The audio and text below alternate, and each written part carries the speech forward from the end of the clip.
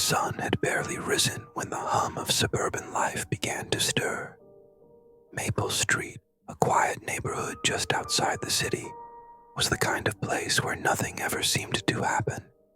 The yards were neatly mowed, the mailboxes were freshly painted, and the sidewalks were lined with towering oaks that cast dappled shadows in the early morning light.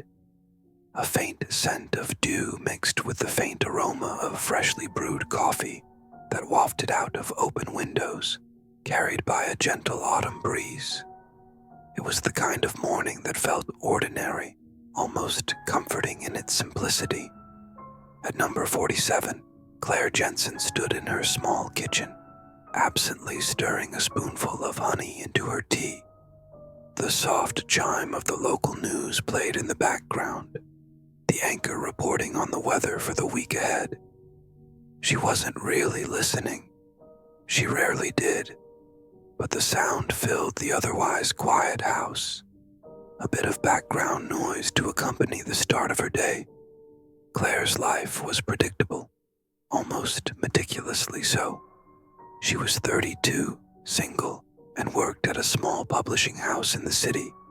Her days followed a rhythm: coffee, work, a stop at the gym, dinner, maybe a little reading or TV before bed.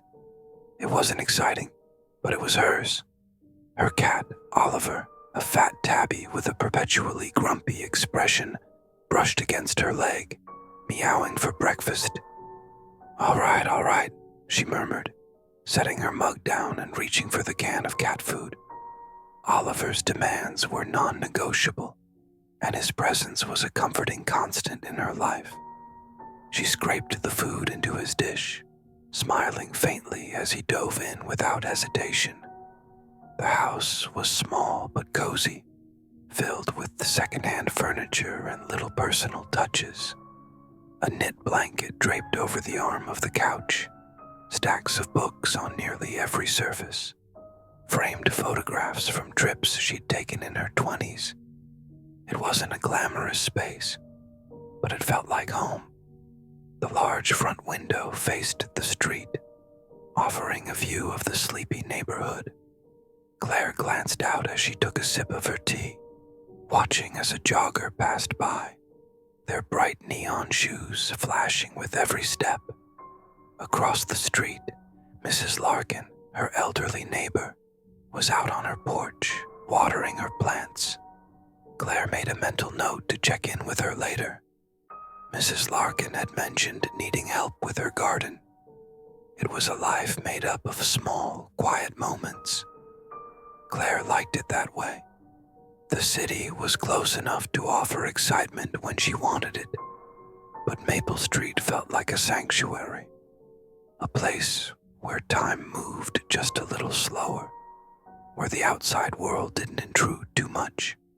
She had moved here 2 years ago, desperate for a fresh start after her divorce.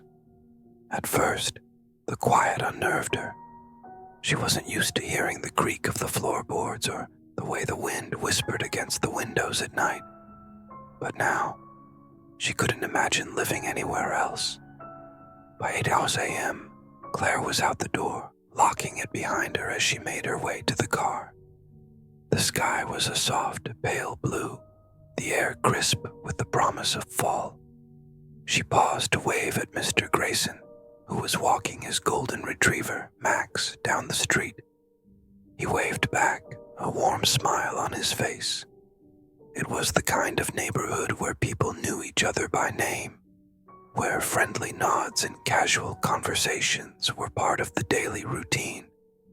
The drive into the city was uneventful, the kind of commute that blended into the background of her week. She parked in her usual spot, walked the 3 blocks to her office, and settled into her desk just as the clock struck 9. The publishing house was a small operation, tucked into an old brick building with creaky floors and walls lined with shelves of manuscripts. Claire loved it here. There was something comforting about the smell of paper and ink, the quiet hum of conversation as her co-workers went about their day. Her desk was by a window, overlooking a narrow alley. She spent her mornings answering emails, reviewing submissions, and occasionally glancing out at the city below. The view wasn't much, just a scattering of parked cars and the occasional delivery truck. But she liked the way the light shifted through the day, the way the alley seemed to have a life of its own if you watched closely enough. By lunchtime, Claire was at her usual cafe, a small family-owned place around the corner. She ordered her favorite, tomato soup and a grilled cheese, and found a quiet table near the back. The cafe was bustling, filled with the clatter of dishes and the low hum of conversation. She pulled out a book, savoring the moment of solitude in the middle of the day. It was easy to forget in moments like this how quickly life could change, how fragile the sense of normalcy really was. As she turned a page, completely absorbed in her novel, a man seated a few tables away glanced at her. His expression was unreadable, his gaze lingering just a second too long before he returned to his phone. Claire didn't notice. Not yet, anyway. The afternoon passed quietly, much like any other day. Claire found herself back at her desk, slipping into the familiar rhythm of editing manuscripts and sorting through submissions. Occasionally, her eyes drifted toward the alley outside her window, where a delivery driver unloaded boxes or a pigeon fluttered down to peck at some discarded crumbs. The sounds of the office hummed around her, keyboards clicking, the faint ring of a phone, the murmur of a conversation in the hallway. It was mundane, predictable, and exactly how Claire preferred it. By the time 5 o'clock rolled around, the office had begun to empty out. She lingered at her desk, finishing up an email and organizing her notes for the next day. The golden light of the setting sun filtered through the blinds, casting long shadows across her desk. There was something peaceful about the office at this time of day, the way it felt quieter, almost still. She stretched, rolling the tension from her shoulders, and glanced out the window one last time. The alley was nearly empty now, save for a lone figure walking briskly toward the main street. It wasn't unusual to see people cutting through the alley. It was a common shortcut, but there was something about the figure that caught her attention. Maybe it was the way they moved, quick, purposeful, with their hands shoved deep into the pockets of a dark coat. Or perhaps it was the way they glanced up briefly, their head tilting slightly as though they were looking directly at her window. Claire blinked, startled by the thought, but by the time her eyes adjusted to the dimming light, the figure was gone, swallowed up by the bustling street beyond. She shook her head, brushing the moment off as a trick of the light or her own overactive imagination. It had been a long day, and she was ready to go home. Gathering her things, she switched off her desk lamp and headed for the door, pausing briefly to say goodnight to the receptionist on her way out. The streets were busier than usual, filled with the usual rush of commuters heading home. Claire made her way to her car, weaving through the crowds with practiced ease. The drive home was uneventful, the familiar landmarks passing by in a blur of headlights and neon signs. She arrived back on Maple Street just as the sky turned a dusky shade of blue, the first stars beginning to twinkle faintly overhead. Inside, the house was quiet, save for the soft patting of Oliver's paws as he came to greet her. She set her bag down and turned on a few lights, letting the warm glow spill across the living room. After feeding Oliver and fixing herself a simple dinner, Claire settled onto the couch with her laptop, catching up on a few personal emails and scrolling through the day's news. It was a routine she had fallen into without much thought, a way to unwind and disconnect from the busyness of the day. As the evening stretched on, she found herself thinking about the man at the cafe earlier. She hadn't noticed him at first, but now that she thought about it, there had been something slightly odd about the way he looked at her. Not hostile or even particularly noticeable, just lingering. She dismissed the thought almost as quickly as it came. People glanced at each other all the time. It didn't mean anything. Still, there was a faint prickling at the back of her mind, a sense of something she couldn't quite place. Shaking off the feeling, she closed her laptop and reached for the book she had been reading at lunch. The familiar pages offered a welcome escape, and soon she was lost in the story, the hours slipping by unnoticed. Outside, the wind had picked up, rustling through the trees and sending a scattering of leaves skittering across the sidewalk. Occasionally, a car passed by, its headlights sweeping across the window for a brief moment, before disappearing into the night. It wasn't until much later, as she was locking the front door and turning off the lights, that she paused. Something about the night felt different.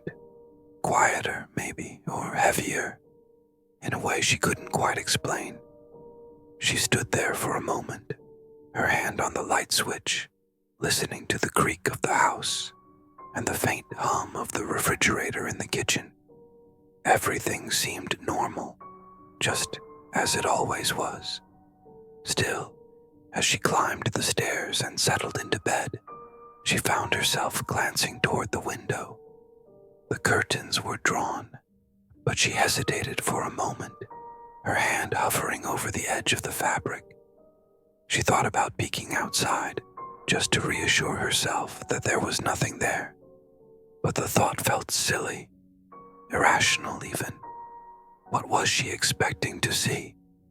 A shadow? A figure in the dark? With a quiet sigh, she let her hand fall and turned away, pulling the covers up to her chin. Oliver jumped onto the bed, curling up at her feet, with a contented purr.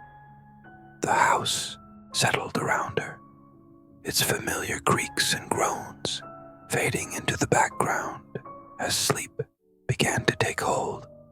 Outside, the wind continued to whisper through the trees, carrying with it the faint rustle of leaves and the distant sound of footsteps fading into the night. The house was dark when Claire woke, her heart pounding in her chest. She wasn't sure what had pulled her from sleep. A sound, maybe, or some unshakable instinct she couldn't explain. For a moment, she lay perfectly still, her breath shallow, straining to hear. Past the heavy silence of the house, Oliver stirred at her feet, letting out a soft, sleepy chirp before settling back down. She wanted to believe it was nothing, that she was imagining things. But there it was again, a faint creak, the unmistakable groan of wood shifting under weight. Her mind raced through the possibilities. The house was old. It made noises. It always had. But this felt different, deliberate somehow, as though something or someone was moving inside. She told herself it was probably nothing. Maybe the wind had picked up again, or a branch had knocked against the side of the house. Still, she couldn't ignore the growing knot of unease in her stomach. Quietly, she slipped out of bed, her bare feet brushing against the cool wooden floor. The room was shrouded in shadows, the pale light of the moon filtering faintly through the curtains. She hesitated, her fingers brushing the edge of the fabric as she debated whether to look outside. Part of her wanted to, the same irrational part that had hesitated earlier in the evening. But fear kept her rooted in place. She wasn't sure she wanted to know what might be out there. Instead, she reached for her phone on the nightstand, its cool surface reassuring in her hand. The screen lit up, casting a soft glow across the room. 2:47 a.m. Her heart sank as she realized she hadn't thought to charge it before bed. The battery icon blinked red, and before she could even think about calling someone, the screen went dark. A soft thud echoed from somewhere downstairs, and she froze. This was no creak, no wind, no branch against the house. Someone, or something, was definitely in the house. Her chest tightened, panic clawing its way up her throat. She tried to think, to focus. The stairs creaked loudly. She'd hear it if someone was coming up. That gave her time, didn't it? Time to do what? Hide. Run. She felt paralyzed, every instinct in her body at war with itself. Oliver sat up suddenly, his ears twitching. He stared intently at the bedroom door, his tail flicking once, before he let out a low, guttural growl, a sound she had never heard from him before. Her blood ran cold. A new noise reached her ears then, something faint but distinct, the sound of breathing. Not her own, but heavier, slower, coming from somewhere beyond her door. She clutched the phone tighter, as if the useless device could somehow shield her. Her mind raced through options, none of them good. The window was too small to climb out of, and even if she could, the drop to the ground was too far. The only way out was through the door. She pressed her back against the wall, inching toward the corner of the room, where she kept a small decorative lamp on a side table. Her fingers closed around the base of it, the smooth ceramic cool and solid in her grip. It wasn't much, but it was better than nothing. She held her breath, listening. The breathing seemed to have stopped, replaced by an eerie silence that was almost worse. Was whoever, or whatever, it was still there, just on the other side of the door? Or were they already inside? The handle jiggled, and she nearly dropped the lamp. A soft click followed, the sound of the latch turning. Claire's throat tightened as she pressed herself harder against the wall, her fingers trembling around the lamp. The door creaked open, just enough for the hallway light to spill into the room, casting a long, thin shadow across the floor. For a moment, nothing happened. The doorway was empty, the silence deafening.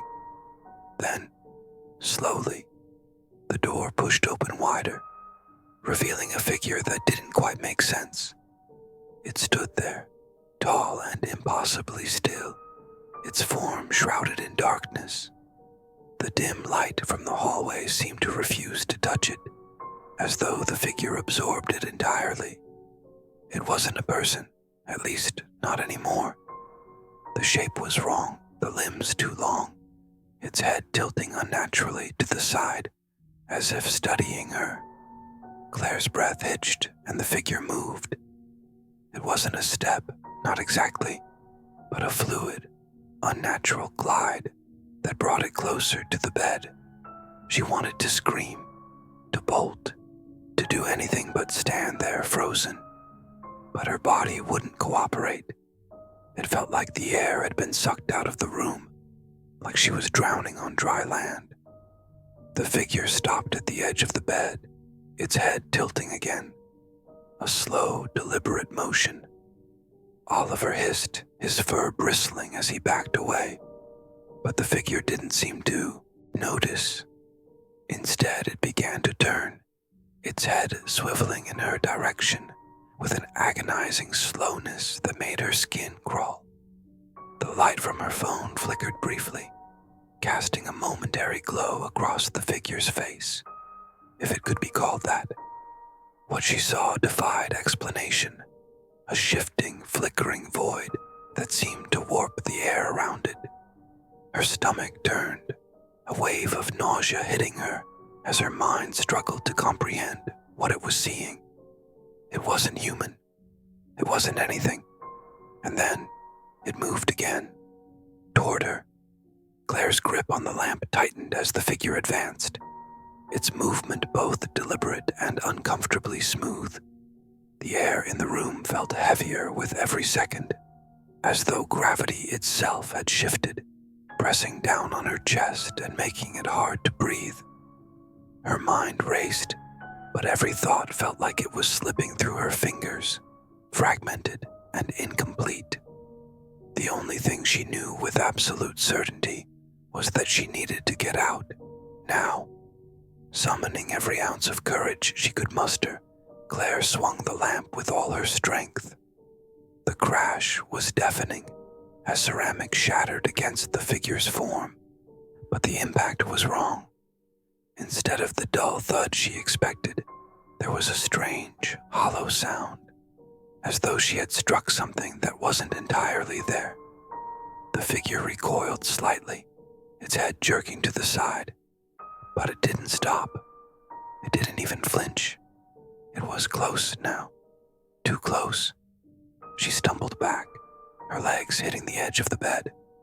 Oliver darted under it, his low growls fading into silence as he disappeared from view. Claire's back hit the wall, and she pressed herself against it, her heart hammering wildly. The figure loomed over her, its shadow swallowing what little light remained in the room. The air around her grew colder, and for a moment, she thought she could hear something, a faint, almost imperceptible whisper.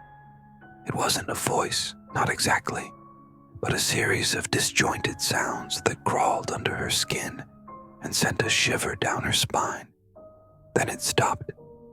The figure froze, its head tilting sharply as if listening to something only it could hear.